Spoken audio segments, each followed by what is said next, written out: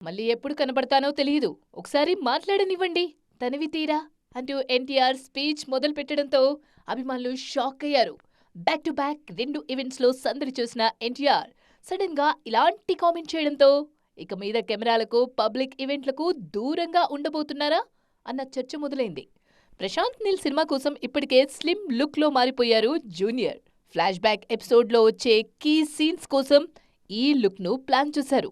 అయితే వెయిట్ తగ్గినా ఇదే ఫైనల్ లుక్ కాదని, హెయిర్ స్టైల్ని కూడా డిఫరెంట్గా ప్లాన్ చేశారు అన్నది లేటెస్ట్ అప్డేట్.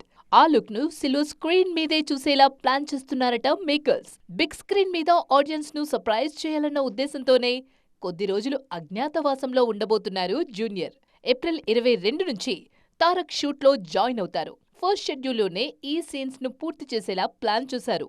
ఆ తర్వాత మళ్ళీ నార్మల్ లుక్లోకి వచ్చేస్తారు. అప్పుడే వార్ 2 ప్రమోషన్లో పాల్గొనేలా పక్కాగా డేట్స్ ప్లాన్ చేశారు జూనియర్. వార్ 2 వర్క్ కూడా ఫైనల్ స్టేజ్కి వచ్చేసింది. ఈ నెల 22లోగా లాస్ట్ సాంగ్ షూటింగ్ను పూర్తి చేసి తర్వాత పూర్తిగా ప్రశాంత్ నీల్ సినిమా మీద ఫోకస్ చేసేలా డేట్స్ ప్లాన్ చేశారు ఎన్టీఆర్. తారక్ కోసం తన రెగ్యులర్ స్టైల్ను పక్కన పెట్టి డిఫరెంట్ జానర్ ట్రై చేస్తున్నారు ప్రశాంత్ నీల్.